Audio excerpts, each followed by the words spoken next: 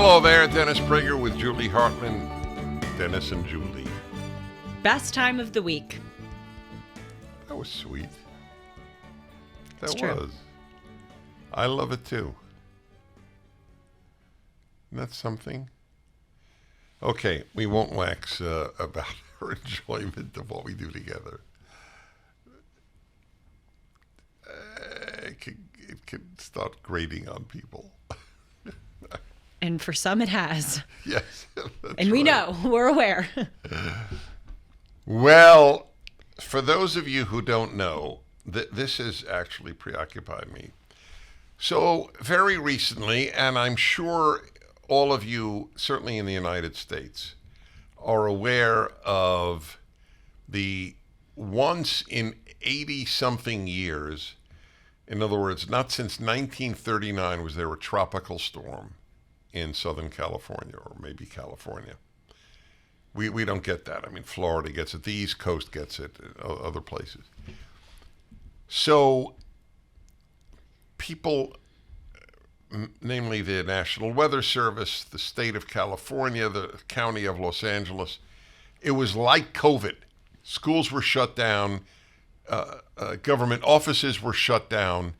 People were warned constantly, stay home unless it is an emergency. This is life-threatening. I have a picture of the notice on my phone. Well, I attended a wedding that weekend. The warnings were for Sunday night. That Sunday night, I was to attend a wedding, which I did. The groom told me, and to his great credit, he was not, engaged in self-pity. He just noted 40 people, and I would say the entire number of people there was 100. Mm-hmm. So there would have been 140.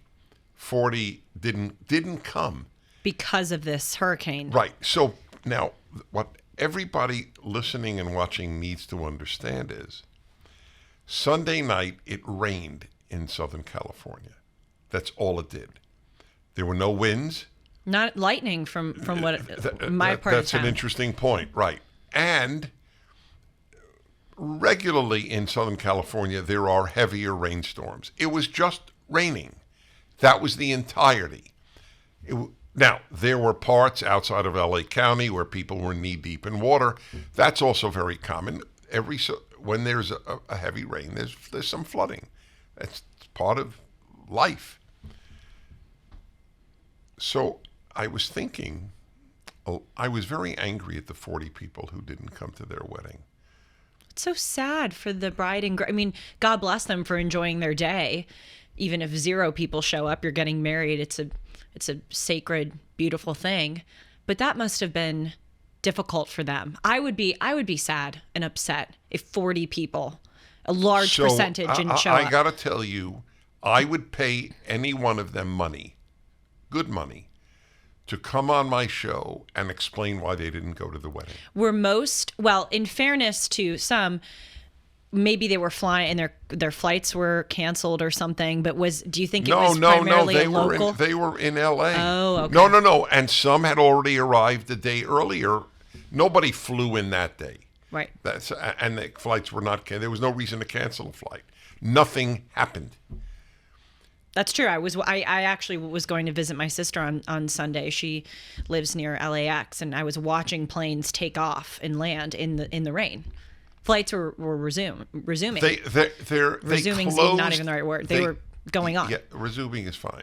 But they were never paused.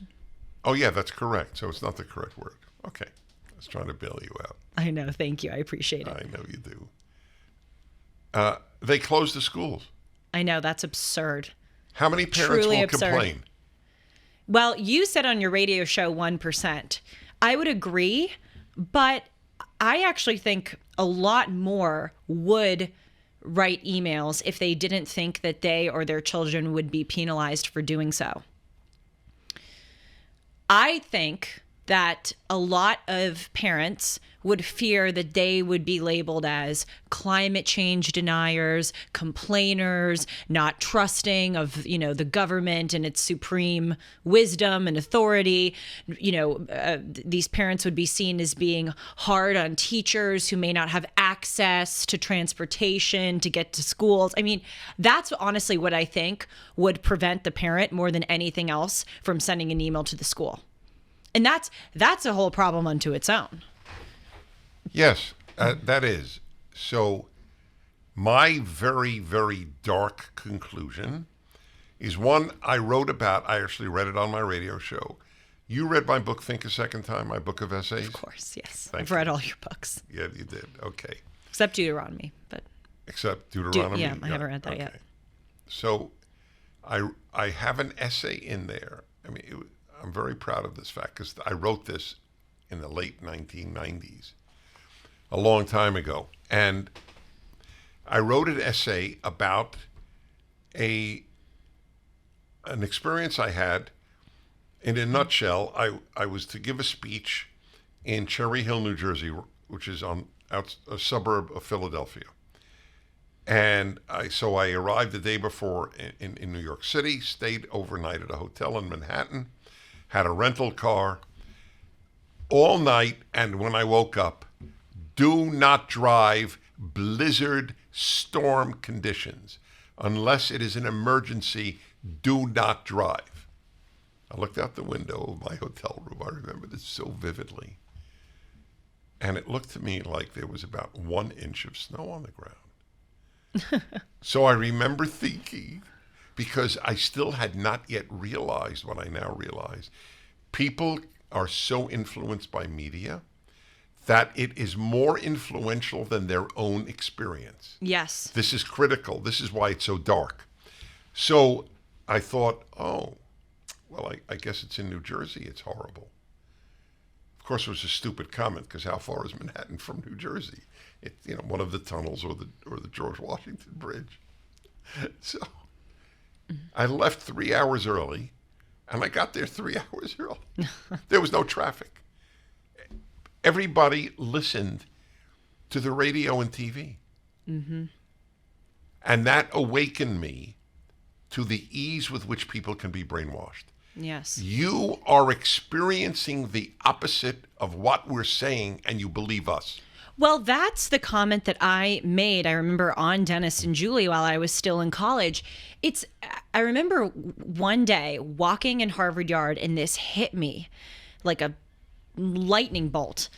A real one, not a government fake one that may or may not have occurred during a fake hurricane. Anyway, I remember walking in the yard and going, what people are fighting against, what occupies so much of their time, the money that goes to grants and research projects and theses at this university doesn't exist.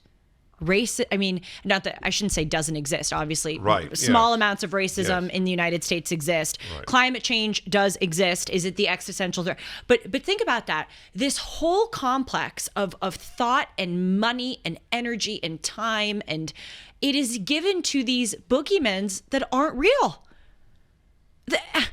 The average student at the American college or university who says that they are fighting against racism has never seen it before a day in their lives.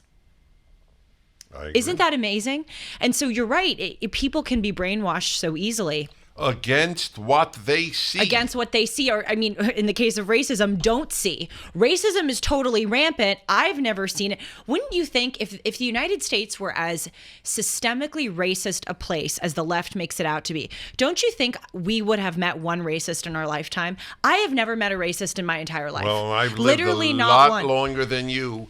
The only one I knew was my grandpa. grandfather. I know. You told that on the air. Which was somewhat of a joke. Right, because he treated black people beautifully. Right. I have never in my life, not only have I never met a racist, I've never even seen a neo-Nazi holding up a Nazi flag on the street. I've never even, I can't name one.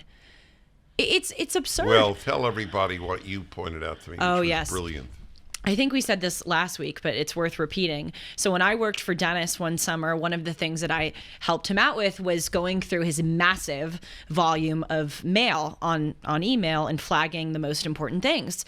And in all of my days and hours spent going through your mail, which by the way was riveting, it could be a show unto its own to talk about the messages you get, I never saw a singular racist email. That is amazing because, as I think I said last week, you're a public figure. Forget that you're a conservative public figure. Public figures sometimes attract crazy people who write crazy things to them. And by the way, you do have those. I saw crazy emails that you got, but I never saw one that was racist or said anything racist. So my thing that I said to Dennis was, he's accused of dog whistling all the time to racists. If Dennis dog whistled, don't you think I would see these emails where the people are receiving the dog whistle and writing to you about the exchange? It was a brilliant point.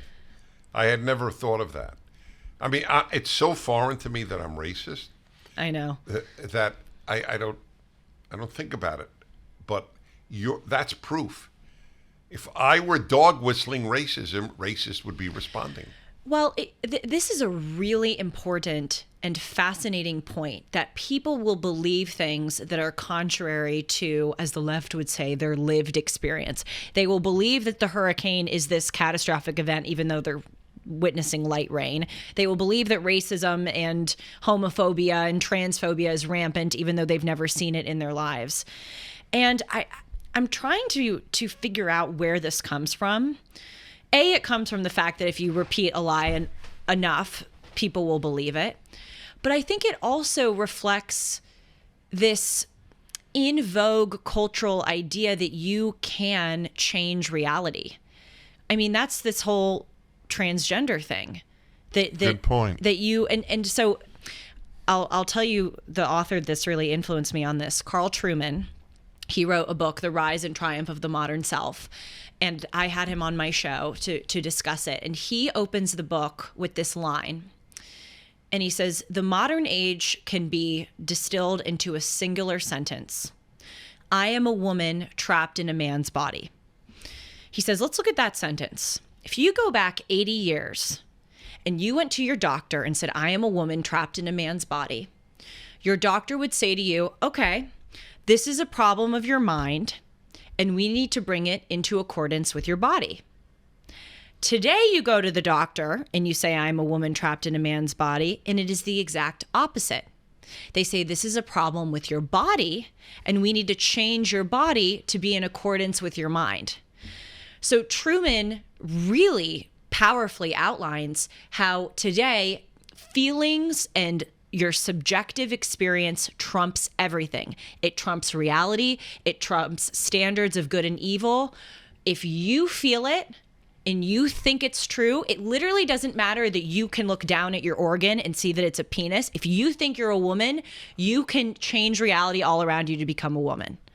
So no wonder we're seeing this bleed everywhere else, that people will just believe things that literally are not in accordance with what's real. I am proud to tell you, at least 30 years ago, I wrote a piece called The Age of Feelings. We're living in the age of feelings. And I gave as an example, I don't know, I'm sure I used more, but I remember one I gave. I said, parents and teachers, when it comes to moral issues, their way of raising children is, how do you feel about it? Literally, that question is asked. That's the question. When someone is mean to you, how do you feel about it? This is at least back to the 90s, maybe the 80s. New York Times had a piece about values clarification in Florida schools. Notice it's already interesting. Values clarification, not values education. They clarified the values of the student. The facilitator, that's what they called. Oh, the facilitator? Yes, what they called. Oh, that's creepy. That's right. So I remember it so well because I cited it so often. So let's say they would give the example. You find a girl's purse in the hallway at school. Mm-hmm. What do you do? And some said, well, to be honest, I take the money and I leave the purse, or I take the purse, or I give the purse back. There was no right and wrong. It was just that is your truth, right? That is how you feel. It is not for me to say right or wrong. How do you feel about it? Well, what you just said, your truth, that alongside Carl Trueman's sentence, I think is the motto of the modern era. And people don't realize the asininity. I think that's a word. I know asinine is a word. I don't know if asininity is, but I'm going with it. Okay, yes. Good. If Dennis says it is, there's a high chance it is. Right. People don't recognize the asininity of your truth. There's no such thing as your truth or my truth. There is your opinion or my opinion, your experience or my experience, but there is one unchanging, eternal truth, which is the truth, not yours or mine. Another thing, too, which is scary, really, really scary, is that there's this cultural assault on reality and on the truth. But it's also being supplemented with the ever-growing pace of technology. And now we do have technology that really can make you alter your reality. Look at this gender-affirming care. That's what they call it, of course, as you point out. It's gender unraveling. Well, destruction. I wish we had gender-affirming care. Well, right, of course. That's a good point. That's my point. Right. But it's Orwellian because it's the opposite of what it actually is. Right. But obviously, you and I agree that no matter what you do, no matter what surgeries or medication you take, surgeries you undergo and medication you take, you cannot change your gender. But in the modern world, you can get awfully close. I mean, there are people who sound like men. Well, I just read today that they are giving men, I don't know if they said uterus, but a womb, basically, that he will be able to where they use gestate a baby. No, it's scary. I mean, we're heading in that direction where you actually perhaps can get awfully close to changing your gender. If you look at AI and virtual reality headsets, you can literally put on glasses and enter a new world by your own design. You can change the way the streets are laid out. You can change who you enter. You can change the eye color of your girlfriend. I mean, it's the point is we're going into this realm of technology that is only going to exacerbate and fuel this assault on reality because it's allowing us to really change it. See, that is an existential threat to mankind. It is. It really is. Climate change is not. That is. AI, I have to tell you, I'm sorry to make it about me, but I think I speak for some young people. A lot of young people are oblivious to this, but some of us aren't. I'm really scared for my future. Yes, I'm scared about wokeism. I'm scared about China. We've discussed this on Dennis and Julie. I'm scared of AI. I'm scared of AI. I'm actually terrified of AI because what is the incentive for people to live their lives if they can log on and live a utopian life in a fake world? What's the incentive for men to get married if they can have AI girlfriends? We think it is bad enough now. We are so separated and segregated from one another thanks to social media and computers and all that. It's only going to get worse and way worse. Aren't men paying now to relate to an AI yes, girl? No, there are AI girlfriends. I'm 23. I mean, if this is as bad as it is now, think about what it's going to be like when I'm 33. Well, or 43. The ultimate will be when they'll be able to design people. I know. And their AI, how will you know who's passing you in the street? Well, there was an article in the Wall Street Journal review section recently that talked about AI mothers and AI babysitters for your child. So if you and your husband want to go out for a date night, you can leave your baby with the AI robot who will change its diapers, give it its bottle, sing a bedtime song, read a bedtime story. What does it look like? I have no idea what it looks like, but the article wrote, it quoted this, baby specialists, I don't know what they're called, I'm calling them baby specialists, who said this is, this may seem like the best invention ever, but it's really going to mess up kids' development. 80% of your adult brain is developed by the time that you're 3 years old. And you have millions of, again, I'm not well versed in the diction here, but like neuron connections that are made every day by a human being talking to you and taking you out in the world. And it's facilitated uniquely by that human being interaction. Imagine a baby being raised by a robot. What is that baby going to be like when it's a child or adult? Gold dealers are a dime a dozen. They're everywhere. What sets these companies apart, and who can you really trust? This is Julie Hartman for M.W.A.E.P Coin and Bullion, Dennis's choice for buying precious metals. When you buy precious metals, it's imperative that you buy from a trustworthy and transparent dealer that protects your best interests. So many companies use gimmicks to take advantage of inexperienced gold and silver buyers. Be cautious of brokers offering free gold and silver, or brokers that want to sell you overpriced collectible coins, claiming they appreciate more than gold and silver. What about hidden commissions and huge markups? Nick Rovich and his team at M.W.A.E.P have always had Dennis's back. Nick's been in the industry for over 42 years, and he's established a reputation built on trust, transparency, and fair pricing. If you're interested in buying or selling, call Nick and his team at M.W.A.E.P Coin and Bullion. 1-800-221-7694. AmericanFederal.com. AmericanFederal.com. I'm quiet because I know. I don't. I'm sorry to sound so doomsday, but we have to acknowledge that this is the direction we're heading in.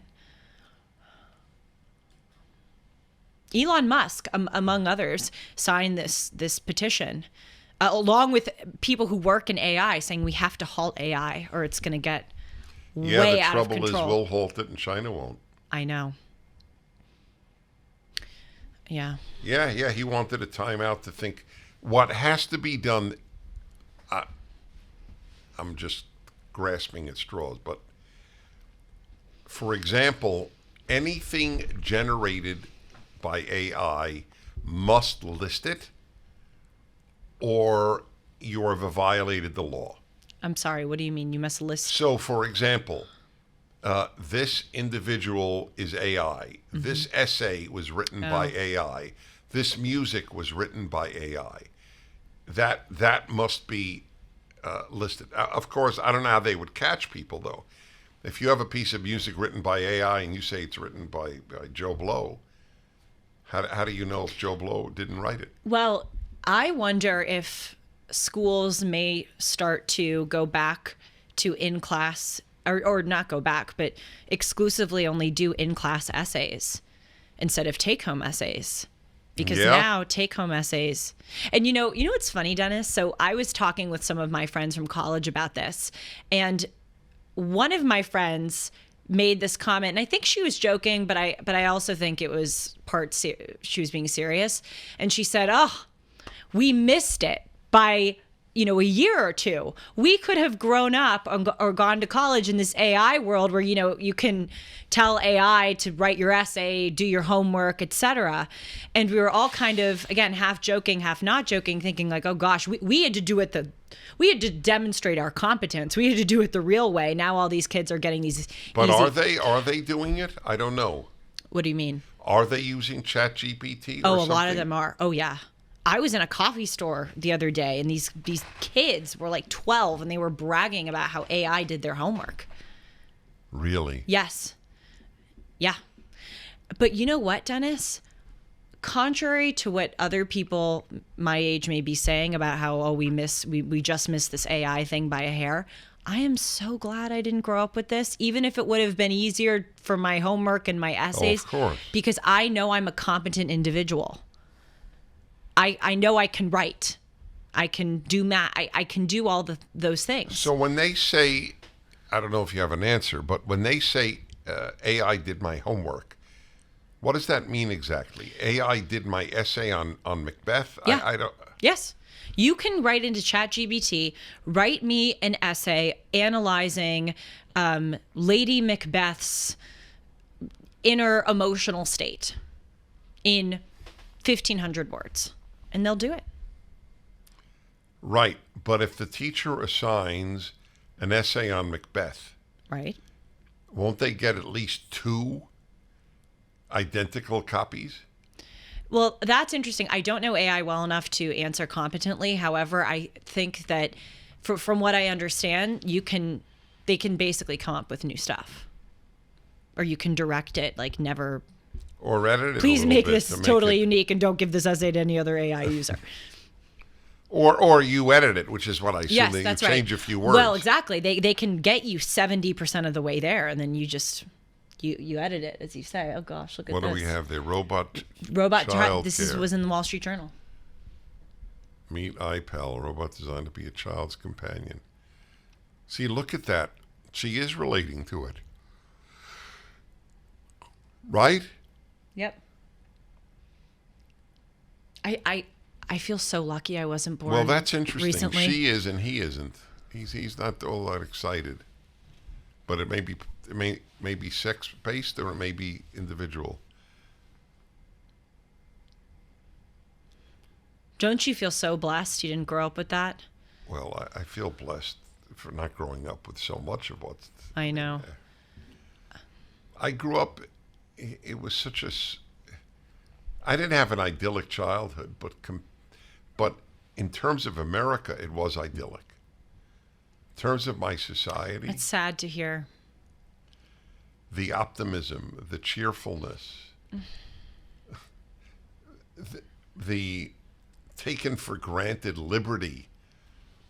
I've told you, if a kid yelled at another kid, like he would say, and the other kid would go, "Oh, shut up." Really? Yeah. So the first kid would say, "It's a free country. I could say whatever I want." It was a common phrase we kids would use while playing ball. Wow. "Oh, shut up," would get that rejoinder. And they would, wow. It's a free country. I could say whatever I They would want. recognize it is a free country, and No, other but countries aren't free. It was a standard. Yes. Yes. Nobody says that now.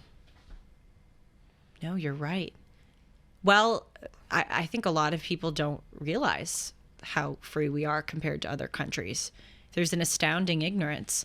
I mean, maybe, and I'm just hypothesizing here, maybe because you were growing up during the Cold War and right on the heels of World War II. So perhaps because of those events, there was more awareness. We aren't like Nazi Germany. We aren't like Imperial Japan. We aren't like the Soviet Union. Now we don't really have that.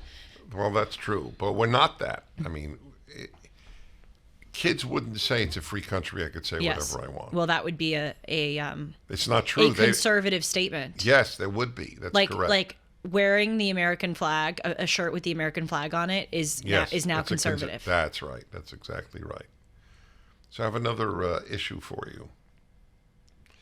So at my synagogue, where I speak every week, I gave a very different talk than I usually give. And it was about evil. You've got to hear that talk, because I broke new ground in thought with this issue. So I've been preoccupied with evil all my life, as you know, and therefore with goodness. So what I did was I read from a book I just finished, a 600-page book by Anthony Beevor, Beevor, a great British historian. And it was about the Russian Civil War. People don't know anything about it. And at least 10 million non-combatants died. It's astonishing. So I read, what I did was, because I wanted to make about 6 points after the reading, I read from the book various horrific things that both sides did. The communists and the Reds, that's the communists, and the whites, the anti-communists. They were both monsters. And the tortures that they invented and ways of killing people. So I read it, I would say, so I spoke for a half hour, and I would say I spent about 12 minutes reading. So it was a very powerful talk, as you will hear. And I got some feedback that people, and they all love me, so this had nothing to do with anger at Dennis. But among those who reacted, the reaction was Dennis dwelled too long on the tortures. We would have gotten it in a minute or two. We didn't need 10 minutes of these description. So it's a very interesting question. So let me tell you my thinking. Number one, we owe it to the tortured. I'm a little annoyed that people have it so good that they can't even hear about a torture.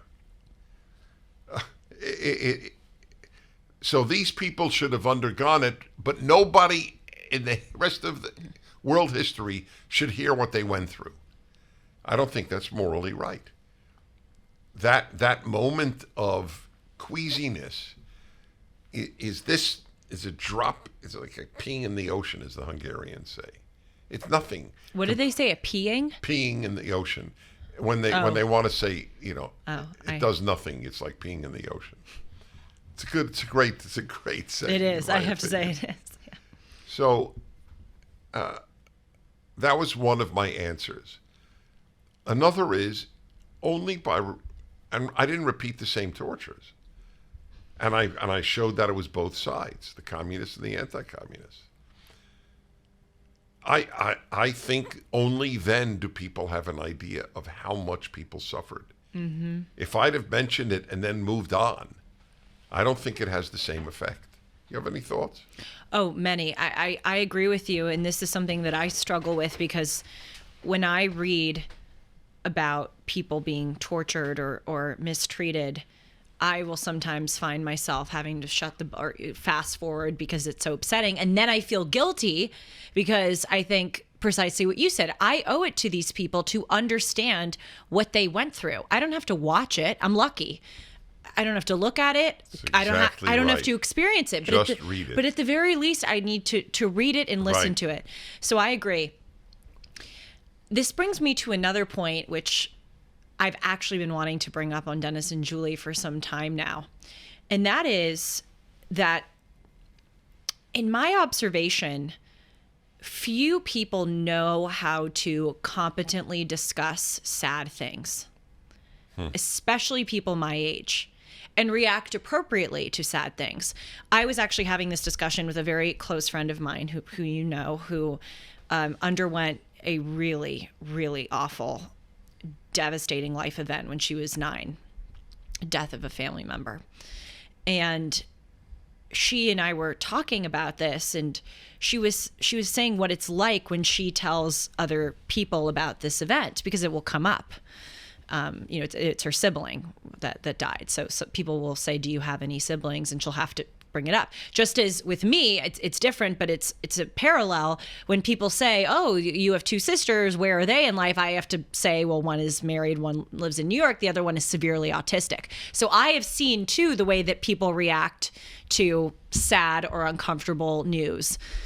And boy, a lot of people say dumb stuff. And I was talking about this with my friend, and we were going through the reactions that people have. I have had a lot of people, when I say, like in college, and these are well-meaning people, when I say, "Oh, I have a sister with very severe autism," sometimes people would say, "Oh, cool. You're kidding me. No, I'm not." That was actually a pretty common response. Cool. Or, "Oh, great," or, "Oh, great. Oh, great. It's not great. It's not cool." It's such an unreal reaction. Right, isn't it? And I would always, and I, to this day, when I tell people, it's very interesting to see both their physical reaction and their verbal reaction. Cool, great. So, not everyone, some people go, "Oh, that must be difficult." But what is it? I have a certain sense of it. Cool. In other words, it's cool to have someone diversity. Who's different. Yes. That's exactly, you're right. That's what it is. That's what it is. It's a different, kind of person that you're exposed to. Unbelievable. Yes. And even if people respond appropriately, I notice, and my friend who I was talking with about this agreed. People get really kind of flustered and uncomfortable and they don't know what to say. Part of being a mature, well-adjusted, and empathetic individual is to know how to respond appropriately when people tell you bad news. You have to learn not to get uncomfortable. Mature, well-adjusted, yes. empathetic person. I have to remember that. M.W.A.E.P. Okay. The number of M.W.E.s in society is very small. I like this, coining the new acronym. Yes. Do you notice that people of course get uncomfortable? Well, you got to learn. That's right. Learn it. So I meet vast numbers of people, especially before speeches at these meet and greets. So, how are you? How do you do? You here with your husband? I'm a widow. I never let that drop. Of course. I go, oh, tell me about that. How many years were you married? 50. Wow. That's got to have been a pretty big loss. I mean, they're so amazed that somebody will go beyond I'm a widow. And ask questions. Yes. How did he die? Yes, people don't ask, people don't ask follow-up questions. Maybe I think it's because A, they're uncomfortable and they want to move on from the subject, or B, perhaps they don't want to make the other person uncomfortable. But what people don't realize is that unless the person indicates otherwise, I really don't want to talk about it. It's too raw. People want to be asked questions. People need a witness to their pain. That's why one reason 84732, I hate the left, is they make people worse. So, for example, it's not the same thing, but it's related. They tell you don't ask someone who has an accent speaking English, where are you from? They love being asked that question. Who doesn't? Means you're interested in them. Yes, exactly. But the left tells you don't ask it. It's truly sick. When I'm in the elevator or wherever I'll be, someone's in a wheelchair, or they come up again, meet and greet, take photos with me. So someone's in a wheelchair. I just totally spontaneously go, what got you into a wheelchair? They weren't born in a wheelchair. What got you into it? Address the elephant in the room. Yes. And by the way, the left says, and I've heard this too, oh, it's wrong to ask the person's accent. First of all, they're so hypocritical. They don't know what they really believe, because they also say that it's racist to say that you're colorblind. Mm-hmm. So it's like, wait a minute, do you want people to, acknowledge? Like, on the one hand, with race, you want it to be acknowledged, but then with race and nationality, you don't. It's so. Just want to point out how bizarre that is. But also, isn't it affirming the person's diversity to take an interest in where they came from? It's so obvious that the answer is yes. It's astonishing that they would be opposed. I love hearing where they're from. I mean, I've never stopped. I don't listen to the left, but people are intimidated. Mm-hmm. But back onto. Do you do that with a wheelchair person, by the way? It's a good way of putting it. Hey, just curious, what got you into a wheelchair? I don't encounter many people in wheelchairs. Oh, yeah, you don't do meet and greets. Yeah, yeah, that's right. I haven't really. No, you're right. That's correct. But I'm also very used to interacting with people who are disabled. I mean, my sister's lived with people of all kinds of disabilities. So I can't remember a time, but I do feel a lot of ease. And I feel lucky to have that ease because, as I am arguing, so many people are very, very odd when it comes to tragedy. And going back, this is where I love Dennis and Julie for many reasons, but also our points, which seem unrelated, kind of have this weird way of coming back to one another. I was saying earlier in this show that we now live in an age culturally and thanks to technology where you can insulate yourself from reality, or perhaps change reality to reflect what you want it to be. I think that's what's causing a lot of this discomfort and awkwardness with regard to sad issues. We live in such an affluent, prosperous society, and people don't have to you can watch, if you're feeling anxious about something, you can smoke a joint, you can watch TV, you can pour yourself a glass of wine. If you don't want to go out and get your food, you can press Uber Eats, get it right to your door. If you're tired and don't want to go to work, you can stay home from work and just log on to Zoom. We live in this world where you can literally manufacture comfort for yourself. And so when people are confronted in a conversation with a sad statement, they're like, where's my button? Where's my button to make it go away? That's good. That's good. M.W.A.E.P. I really... Wait, mature, well-adjusted, empathetic person. I wanted to memorize it.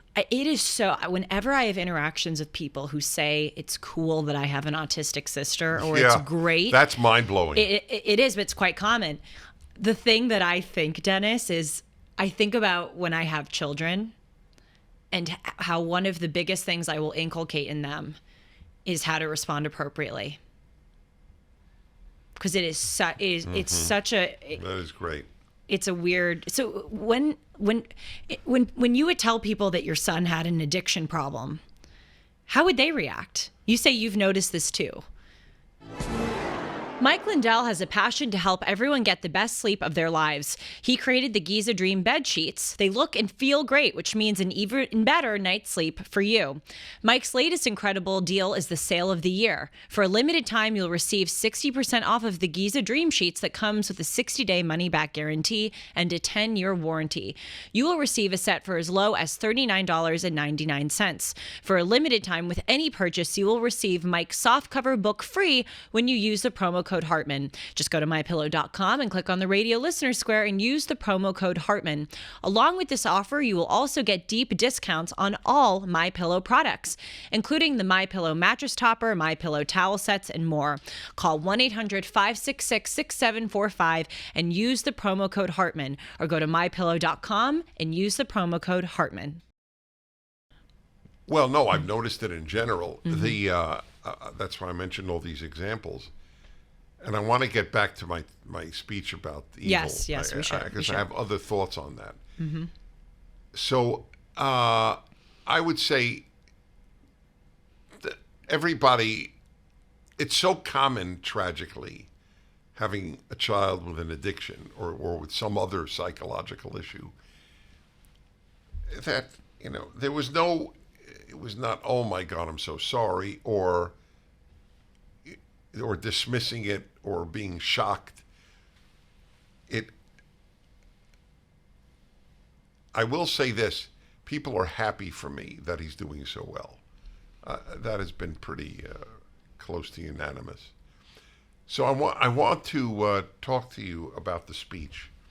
So I described these. You will love this, because I drew all these conclusions from the amount of horror in the Russian Civil War, which nobody even knows about. They know about the Russian Revolution and then World War II.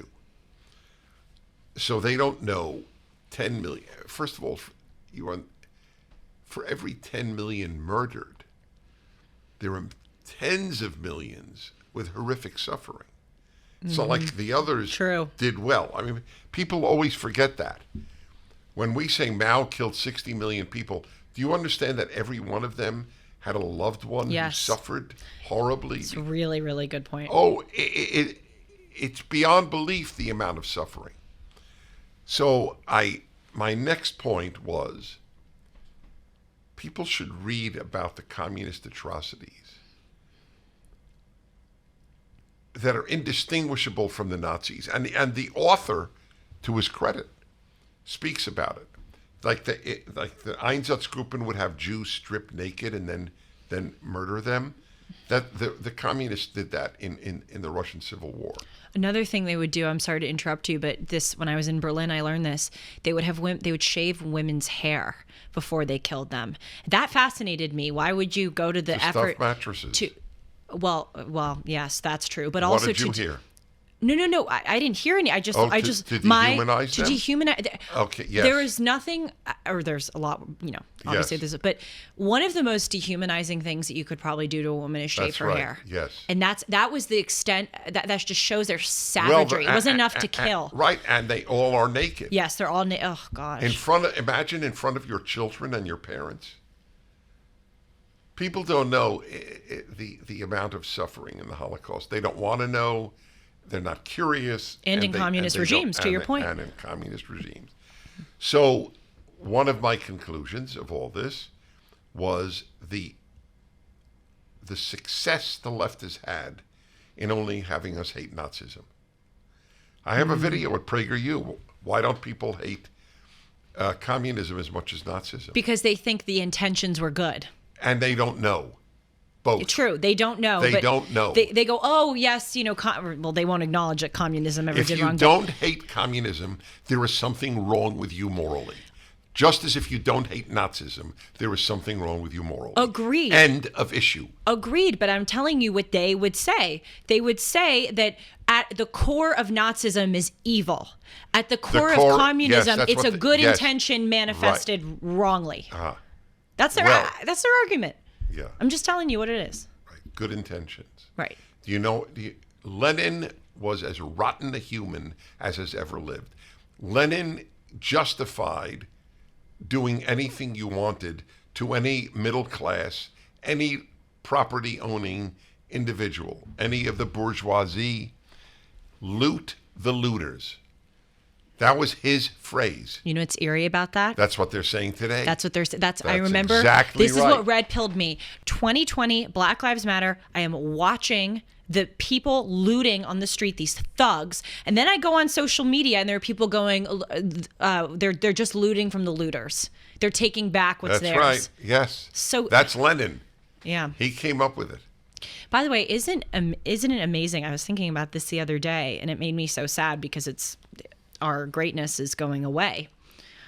The United States not only became the best country in the world, but it became the most good country in the world. That's right. Like we look at China, and well, not so much anymore, interestingly, but China has ascended to heights of amazing productivity and economic development, but they're this evil, corrupt regime. We accomplished both.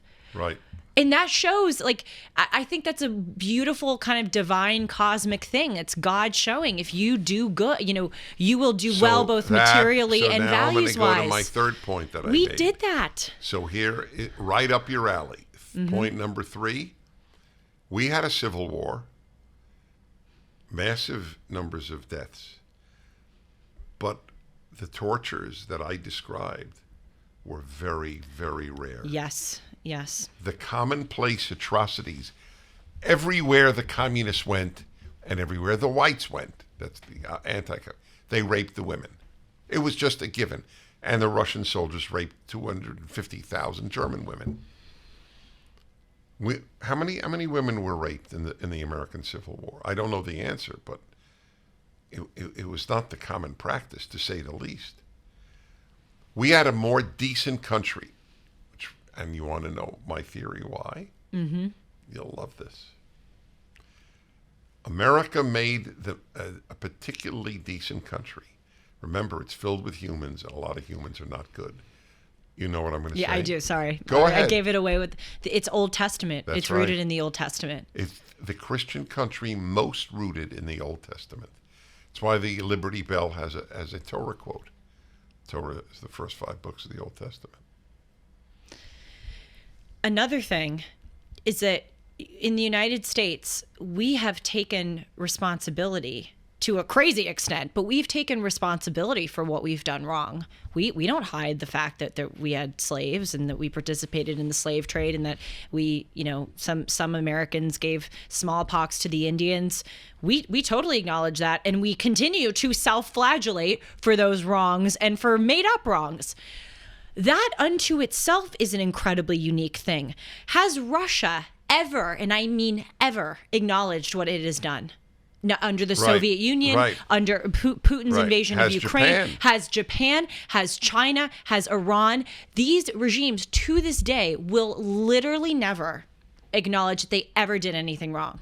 It's, oh, in the case of Japan, the bomb was dropped on us. In the case of Russia, oh, the West was fighting us in the Cold War, you know, this horrible encroachment. Why do people just overlook that?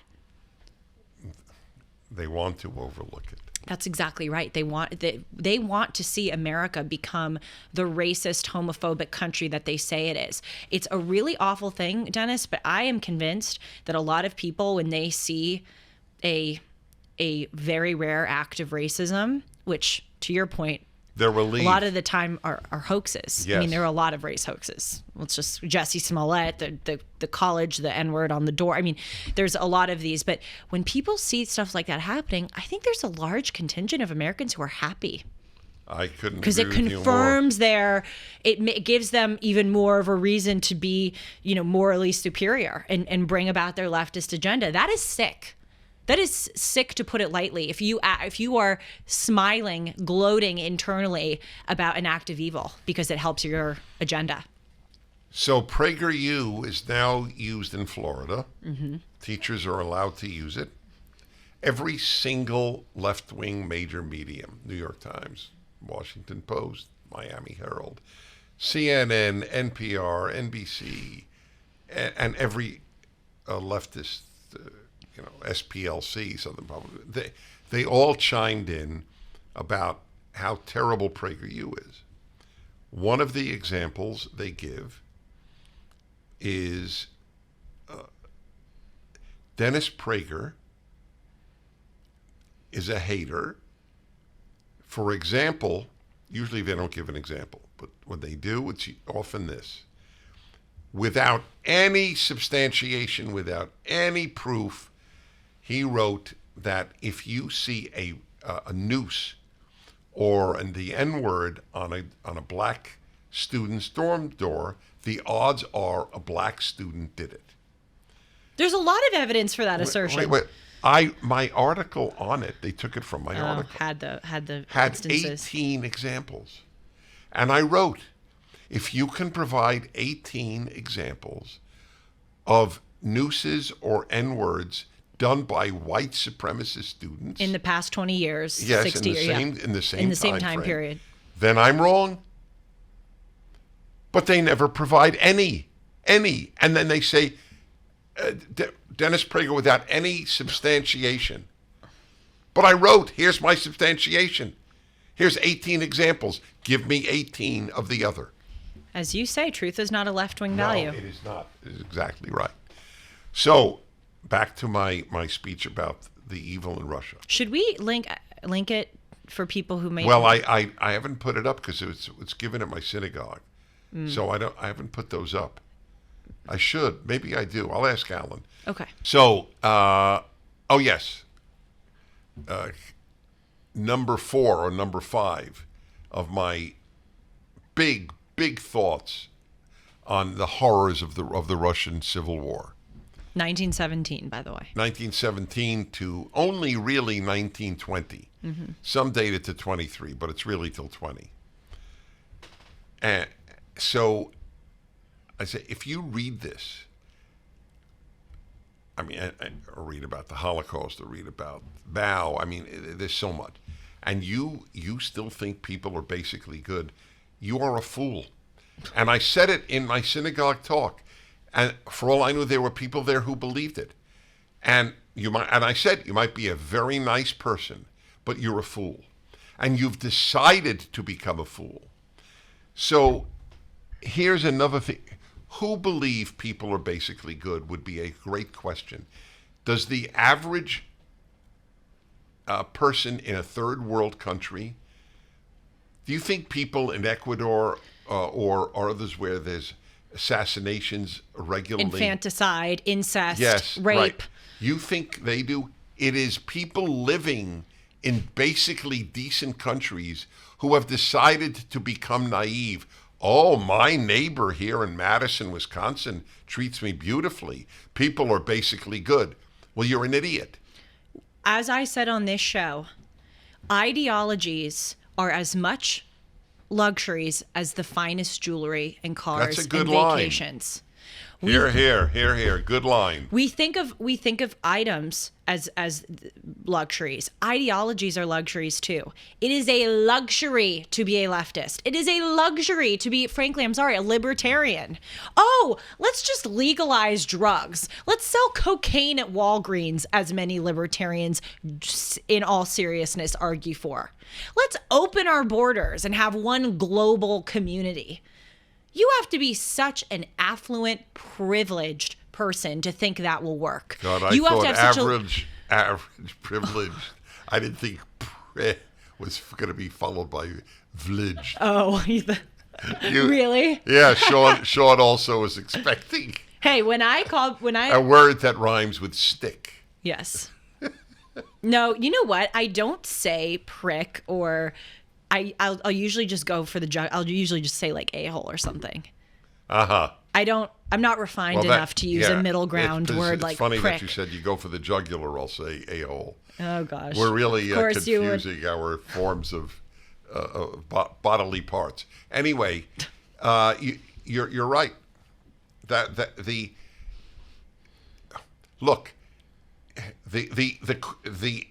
quintessence of privilege is that you could make over $100,000 as a DEI administrator at Stanford. You had the best line. Dennis recently interviewed Carol Swain, who I said it to you, Dennis, a million times. Your ears are going to start bleeding, but I have to say to the audience, she is so great. She is. She's brilliant. She's good. She's she's great, special, very special. And she wrote this book that you were publicizing on your show, The Adversity of Diversity. The Adversity of Diversity. And Dennis had this great line, and I don't know if you meant it as a joke, but I want to know the real answer. What would these people be doing, these DEI directors, if they weren't getting paid hundreds of thousands of dollars to do nothing? Like what would they be doing with their lives? They're talent-free human beings. They're equipped to do nothing. Who contrive grievances. That's correct. Because with no grievances, they have no raison d'etre. Let's take a moment. Can you imagine what victims of the Holocaust or of all the victims of communism, or just the female victims of the ayatollahs and the mullahs in Iran, all of these people around the world who truly, truly suffer, and brutally so. Can you imagine what they would think if we told them in America, people contrive grievances and get paid?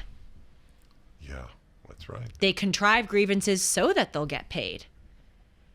Life is so good for them that they make the up greatest suffering. Proof of how little racism there is how many hoaxes there are. Yes. That's the greatest single proof. And as we said earlier in the episode, your everyday life. I'll give a good counterexample. We talk a lot about how crime has become a problem and homelessness has become a problem. You know how I know that is true? I go out in my everyday life and I see it. I see homeless people on the street. I have seen people rob from stores. I've seen glass, in the 3rd Street Promenade because someone, you see it in your own life. As I said earlier, I've never seen racism. I've never seen a homophobe, never seen a transphobe. Well, literally never. With only respect, I relate the following. Over the course of years, black callers have called me to say, Dennis, I listen to you, but I got to tell you, you're all wrong about the racism. You don't know, you're not a black man. I'm a black man. I go, and I experience it every day. So without, and I know me, without trying to trip him up or catch him, pure, genuine human curiosity, I say, you experience racism every day. So give me an example of what happened yesterday. In every single case, they go, "Okay, well, not yesterday." Okay, in the last week, and the worst answer I got was a checkout lady was rude to him. As if he knows. Checkout ladies are really rude to me sometimes. Well, exactly. I mean, how do you know it's because you're black? Right. Well, that was the whole thing with George Floyd. his death, when people were immediately saying that it was race-based, is it possible for a white person to do something bad to a black person and have it not be race-based? They don't even consider that might be an option. If someone is rude to a black person, it has to be race-based. What if that person's having a bad day? What if that person's rude to everyone that they encounter? It's not. Julie, I have a story that you don't even know, and you know much of my life stories. You will love this. So one time in my previous incarnation, in a previous marriage, I was with my then wife and my boys in the car, and the three men were wearing a yarmulke. We had just attended a religious event, and a bunch of young guys in a car passing us started screaming epithets at us. You effing... Oh, anti-Jewish epithets. No, just cursing us out. Oh, okay. Just cursing us out. So I looked at my wife and I said, well, I have finally experienced anti-Semitism in America. And I followed their car. I sped up. I wanted at least have them think they weren't getting away with it. And what happened? Within a minute, they did the exact same thing to another car with no yarmulkes on. They did not scream at us because we were Jews. But I had every reason to assume it because we were wearing yarmulkes. I suspect a lot of blacks have a similar experience. They think it's because of their skin color. Right. But it may not be. Don't miss the most inspirational movie of the summer, Briarcliff Entertainment's The Hill, starring Dennis Quaid. In theaters now. The true life story of professional baseball player Ricky Hill. Growing up poor in small-town Texas, young Ricky discovers his extraordinary ability for hitting a baseball. But with leg braces and a degenerative spinal disease, the major leagues were just a dream that could never be. Courageously, he risks it all. Defying his father's wish to follow in his footsteps to become a pastor, Ricky tries out for a major league scout. Pushing hard to overcome his disability, he goes on to become a baseball phenomenon. Some dreams are unbreakable. The Hill, starring Dennis Quaid, Colin Ford, and Scott Glenn. The true inspirational story about faith, family, and a baseball miracle. Don't miss The Hill, rated PG, in theaters now. Get your tickets. Well, also, the left comes up with these truly absurd things like don't ask people about their accents that convince people that there's this insidious, hidden, That's clandestine, right. Yes. ever-creeping racism. Like, for instance, I learned in college that it is a microaggression to say that a black person is articulate. And so when you're told enough by the left, if someone tells you as a black person that you're articulate, they really have this rage at you, or they really think that it's an amazing thing that you as a black person are articulate, you're gonna find it, like you just are. You're gonna like Larry Elder, who is uniquely articulate. He really is. So if you say to Larry, you're uniquely articulate, you are really articulate. Well, especially uniquely, that's like a double microaggression. I'm unique because I'm black. I'm uniquely articulate. I'll tell you I will tell you, though, a synonym for articulate black: conservative. Yeah, that's true.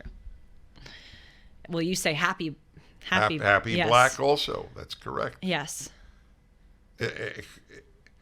But it's true for almost anybody. I mean, when I think of the conservative roster, what we call public intellectuals, where are theirs? Yes, that's so true. I always think of that. Yes. So they would say, if I may include me, okay, I won't play false modesty.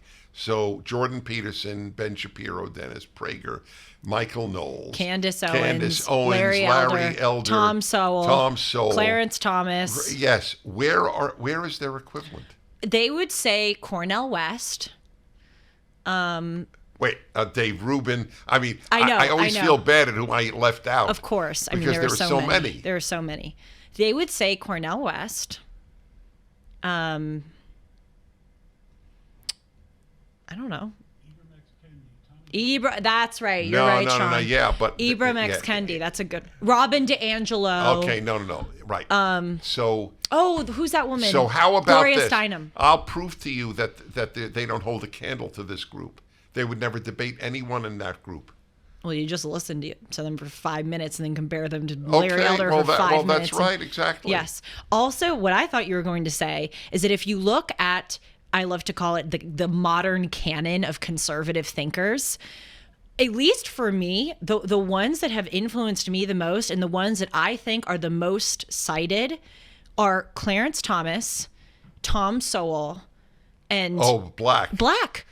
Like, no, seriously. I know. At least for Right. me. And I know, I mean, Yes, that's there are correct. few people who I think are higher in intellect than Clarence right. Thomas and Tom Sowell. Right. White, black, male, female, anything. That's right. Those two individuals who happen to be black, I don't think that right. there's anyone that beats them in intellect and character. I couldn't agree with you more. And every conservative knows who those two people are. There's a genius behind you. Oh yeah, this is the liberal canon.